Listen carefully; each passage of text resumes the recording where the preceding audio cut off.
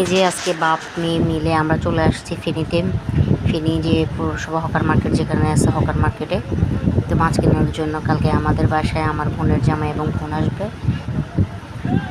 First উনি বিদেশ থেকে এসেছে, আমাদের বাসায় আসবে। তো আমরা মাছ কিনতে গিয়ে দেখি আজকে মাছ বাজারে মাছ পছন্দই কম, এবং কিন্তু তুলনামূলক মাছের দামটা কিন্তু অনেক বেশি ছিল। তবে আমরা কিছুক্ষণ দেখার পরে এই যে মাছ বাজারের দিকে যাচ্ছি।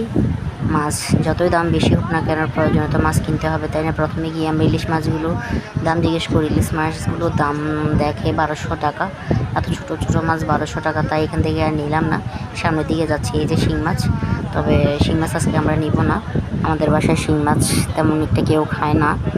তো আরও শিং মাছ আজকে বাজারে কিন্তু শিং মাছ ছিল 2-3 জায়গায়, অন্য সব মাছ কম ছিল। আমরা রুই মাছ নেওয়ার ইচ্ছা ছিল, যদিও আজকের বাজারে কোনো রুই মাছই ছিল না। তো আমরা এখন সামনে চিংড়ি মাছ আছে, দেখি চিংড়ি মাছের দাম কত বলে। এই যে চিংড়ি মাছগুলো, ছোটো ছোটো চিংড়ি মাছগুলোর দাম নাকি 900 টাকা করে। এত ছোট চিংড়ির দাম 900 টাকা, কি বলে ভাবা যায়?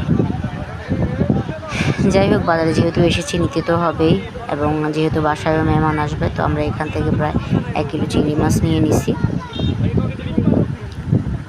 মেহমানের জন্য 900 টাকা করে।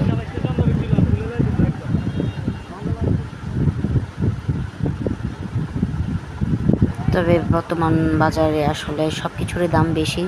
অতি সাধারণ মানুষদের জন্য জীবিকা নির্বাহনের জন্য অনেক কষ্ট হয়ে যাচ্ছে। যাই হোক, এরপরে আমরা মুরগি নিতে যাচ্ছি। এখান থেকে আমরা একটা ব্রয়লার মুরগি নিব, যদিও বাসায় দেশি মুরগি আছে, তবে একটা ব্রয়লার মুরগি নিব বিরিয়ানির জন্য। এখন আজকে বাজারে দেখি মুরগির দামও একটু বেশি, 165 টাকা করে। তো যারা যেখান থেকে আমার ভিডিও দেখতেছেন, আপনাদের ওখানে বাজার আজকে দাম কত করে অবশ্যই আমাকে জানাবেন।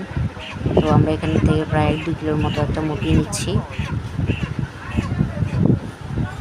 তবে সবচেয়ে বড় কথা হচ্ছে এখন যে একটা বৃষ্টির সময়, আষাঢ় চলতেছে, আষাঢ় মাস, কিন্তু বৃষ্টির কোনো নাম নেই। যেখানে বৃষ্টি হয়ে সব কিছু অন্ধকার থাকার কথা, সেখানে এখন